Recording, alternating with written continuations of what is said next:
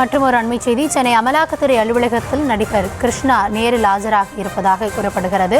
போதைப்பொருள் வழக்கில் சட்டவிரோத பணப்பரிமாற்றம் நடந்துள்ளதாக புகார் எழுந்த நிலையில் சட்டவிரோத பணப்பரிமாற்றம் தொடர்பாக கிருஷ்ணாவுக்கு அமலாக்கத்துறை சம்மன் அனுப்பியிருந்தது. இந்த நிலையில் அவர் தற்பொழுது நேரில் ஆஜராகி இருப்பதாக கூறப்படுகிறது. கூடுதல் விவரங்களோடு எம்முடைய செய்தியாளர் முரளி கிருஷ்ணா இணைந்திருக்கிறார். முரளி, வணக்கம். விரிவான விவரங்களை வழங்கலாம். வணக்கம்.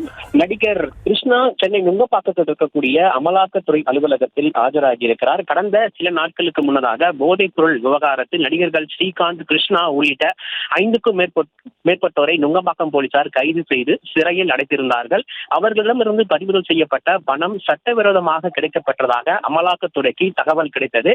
இந்த தகவலின் அடிப்படையில் அமலாக்கத்துறை அதிகாரிகள் நேற்று நடிகர் ஸ்ரீகாந்த் நுங்கம்பாக்கத்தில் இருக்கக்கூடிய புஷ்குமார் சாலையில் இருக்கக்கூடிய அமலாக்கத்துறை அலுவலகத்தில் ஆஜராக வேண்டும் என சம்மன் வழங்கப்பட்டது.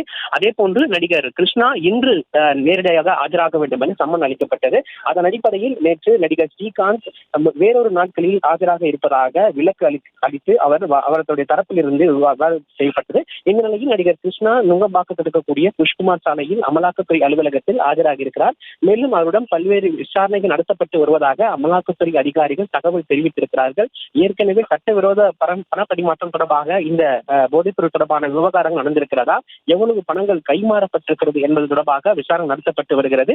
அதே போன்று இன்று மாலை வரை இந்த விசாரணை நடத்தப்படும் என அதிகாரிகள் தரப்பிலிருந்து தகவல்கள் தெரிவிக்கப்பட்டிருக்கிறது.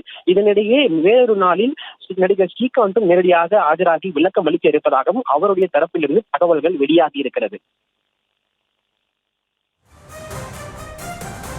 விவரங்களுக்கு நன்றி முரளி.